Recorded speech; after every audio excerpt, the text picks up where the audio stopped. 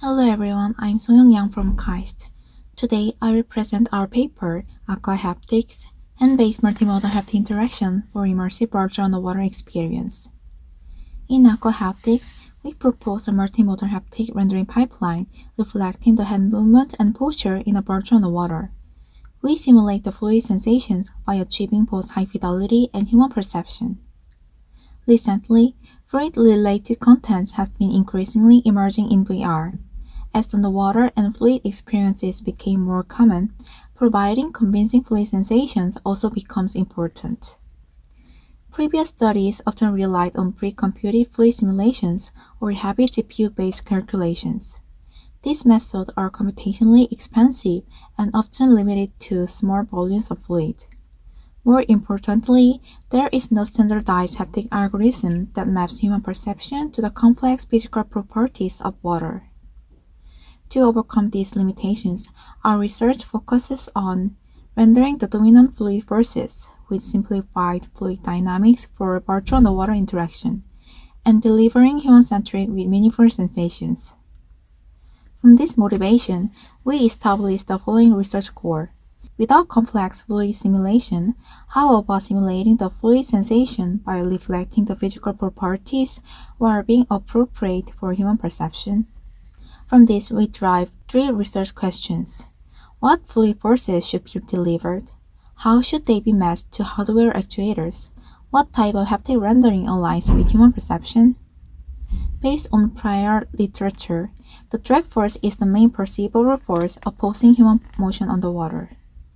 We utilize the multimodal haptic glove to render this force, rendering the fluid inertia and continuous fluid generated by human motion. Here, multimodal means implementing two human sensory modalities.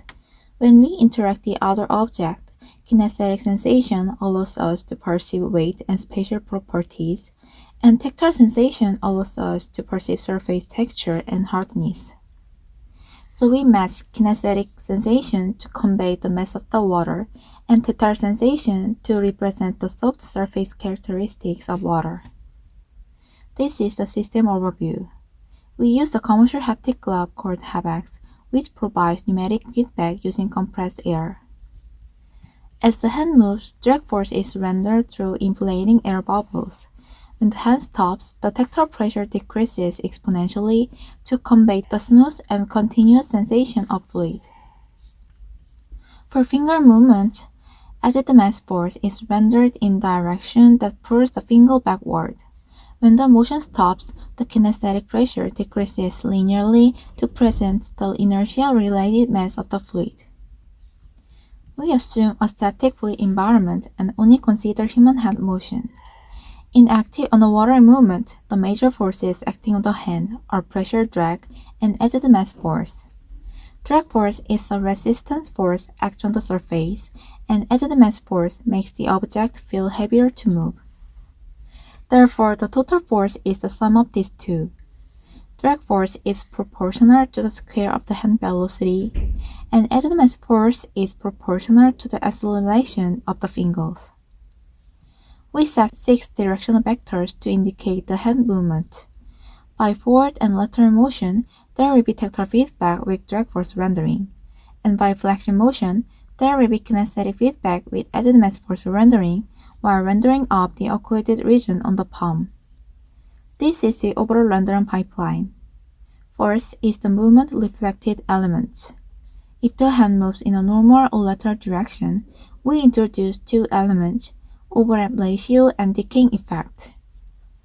If the hand moves lateral, the drag force is based on the side of the hand and generates a continuous flowing illusion on the palm, while the lateral boundaries overlapping each other. The duration stays on each lateral region is inversely proportional to the hand speed.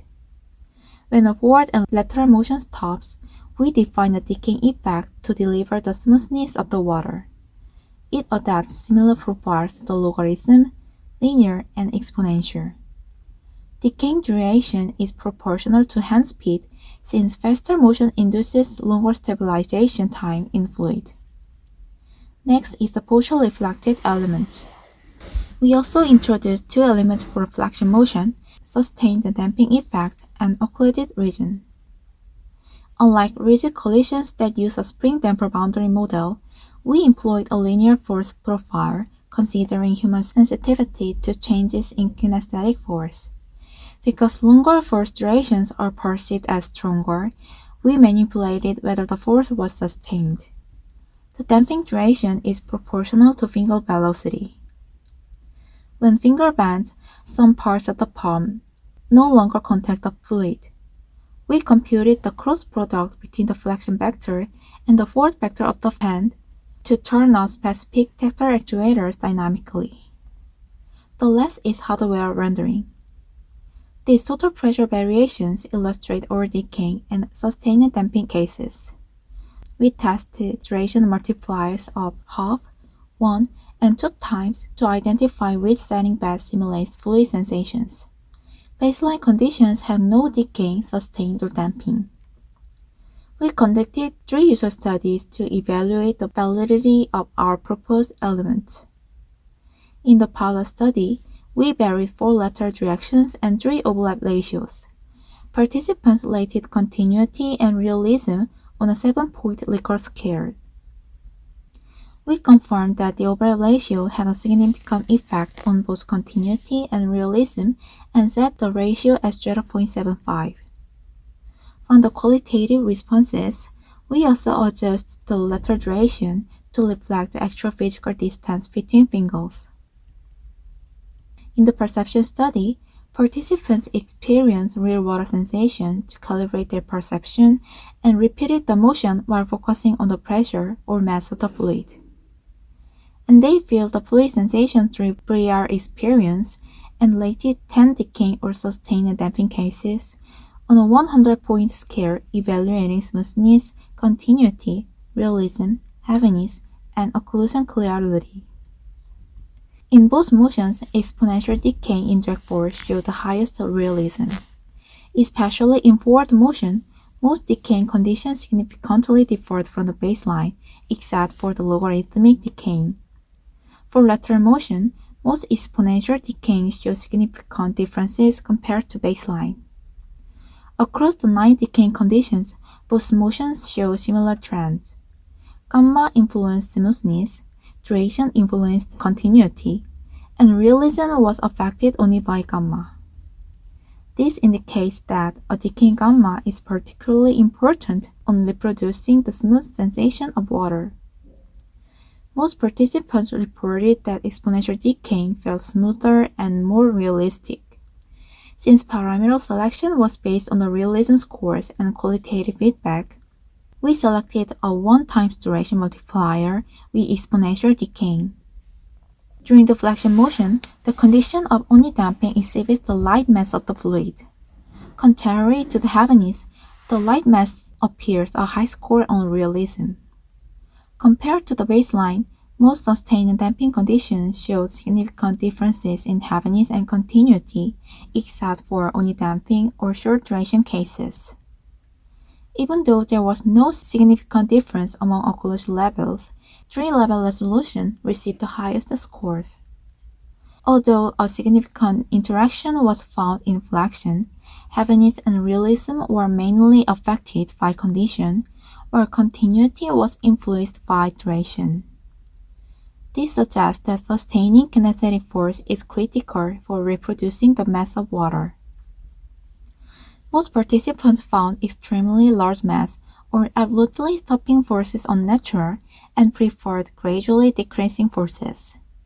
Absolute stops were described as crushing snow, while excessive mass felt like stirring thick mud.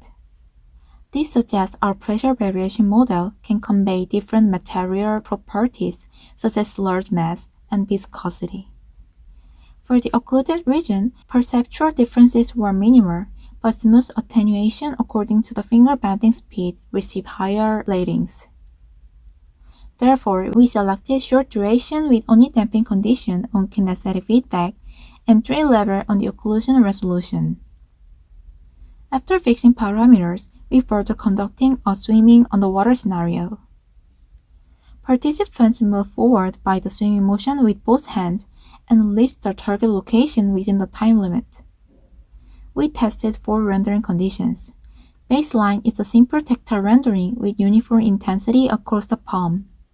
Only movement is applying or movement-reflected elements. Only posture is combining baseline with posture-reflected elements, and movement and posture is applying or movement and posture-reflected elements. Participants evaluated 5 questionnaire items using a 7-point Likert scale. From statistical research and user responses, the movement and posture condition achieved the highest overall score. Conditions including movement-reflected elements enhance experience by providing a fluid current sensation over the palm during swimming. However, baseline and posture conditions show the lowest performance due to the lack of the sensation from finger bending and occlusion. We believe that AquaHaptics also can be used in other VR applications, such as catching fish, object manipulation, and so on. There are 4 main limitations and directions for future work. Since we assume a simplified fluid environment, future work could incorporate turbulence or considering temporal hand motion. Division of random regions of the palm could be more anatomically detailed, reflecting the high degrees of freedom of the thumb. Since there were hardware limitations, adding or using different types of actuators would be better for scalability. Finally, our present variation models have potential to render not just fluid, but also other material properties such as viscosity and elasticity. This concludes my presentation. Thank you for your attention.